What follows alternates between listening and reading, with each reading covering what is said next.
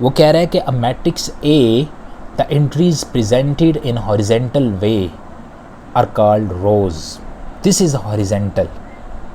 ये आपके पास जो नंबर लिखे हुए हैं ये हॉरिजेंटल वे में, ये जो इसको ब्रैकेट के एक बॉक्स के अंदर लिख रहा है, this is the horizontal representation, this is the horizontal representation. और आपके पास अगर एक मैट्रिक्स है, इसमें अगर ये 3 हॉरिजेंटल रोज़ हैं या 3 हॉरिजेंटल बॉक्सेस हैं तो इसको हम रोज़ का नाम देंगे। This is row 1, this is row 2 and this is row 3। Now moving on जी, अब हम कॉलम्स पे चलते हैं।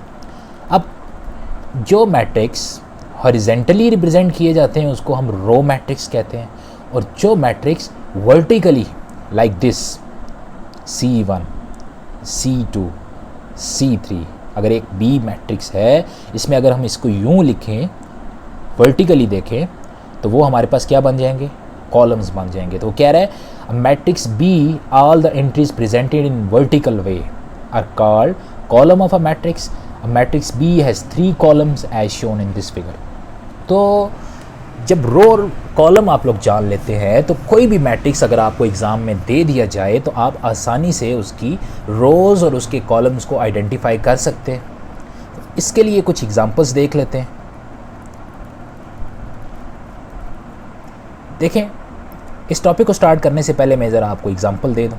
देखें, this is a matrix M जिसमें आपके पास 1 2 3 1 0 2 दीज आर एंट्रीज़। अच्छा, ये एंट्रीज़ होती हैं, ठीक है, इनको हम एंट्रीज़ कहते हैं।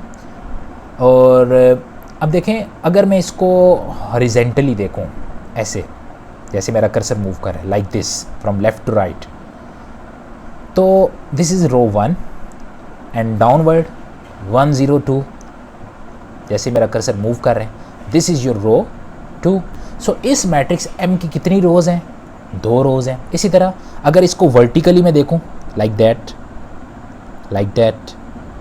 एंड दैट, सो ये आपके पास क्या हो जाएंगे, कॉलम्स हो जाएंगे, बिकॉज हम इसको कैसे देख रहे हैं, वर्टिकली देख रहे हैं। तो इस मैट्रिक्स की अब हम ऑर्डर पे चलते हैं। अब हमें कॉलम और रो देखना तो आ गया, अब ऑर्डर ऑफ अ मैट्रिक्स कैसे फाइंड किया जा सकता है। वो कह रहा है number of rose and columns in a matrix specifies it's order. किसी भी मैट्रिक्स में उसकी रोज और उसके कॉलम जो हैं वो बताते हैं कि इसको ऑर्डर क्या है। जैसे कि अभी हमने एक मैट्रिक्स M देखा था, इसमें आपके पास इसका जो ऑर्डर है वो है 2/3। अच्छा, पहले इसको रीड कर लेते हैं। वो कह रहे हैं if a matrix M has M rows, for example अगर एक मैट्रिक्स है उसकी M रोज़ हैं, जनरली बात कर रहा है वो, और N कॉलम्स हैं, वो कुछ भी हो सकते हैं, ठीक है। M is a variable, okay, it's may be 2 3 4 so on, and similarly N is also a variable.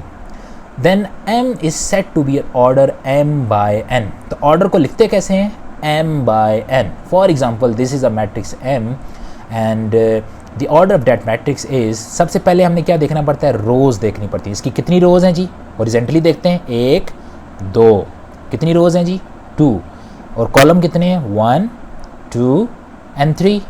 जो वर्टिकली होते हैं वो क्या होते हैं, वर्टिकली आपके पास क्या होते हैं जी, आपके पास कॉलम्स होते हैं।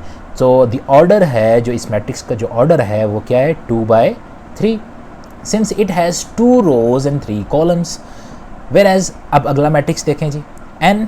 अब इसमें देखें आपके पास 3 रोज़ हैं अगर हम हॉरिजेंटली देखें, और 3 ही कॉलम्स हैं अगर हम वर्टिकली देखें। वो आगे कह रहा है कि इसका ऑर्डर क्या है, 3/3। तो इट्स अ सिंपल। अब नेक्स्ट का देखें, इसका आप खुद बता सकते हैं, इसका ऑर्डर क्या है जी, इसका ऑर्डर है 1/3।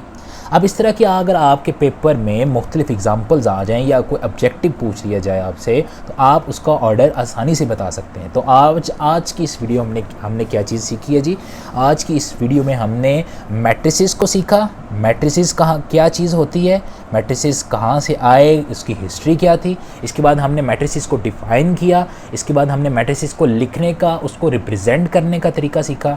और इसमें मैंने एक चीज़ आपको बताई थी कि जो नंबर्स होते हैं किसी ये जो मैट्रिक्स के अंदर, इनको कहते हैं एंट्रीज़। इनको क्या कहते हैं जी, एंट्रीज़ कहते हैं, और या एलिमेंट ऑफ दैट मैट्रिक्स भी कहते हैं, उनको एलिमेंट्स भी कहते हैं। इसके बाद हमने रो और कॉलम को डिफ़ाइन किया। जो हॉरिजेंटली होते हैं वो क्या होते हैं, आपके पास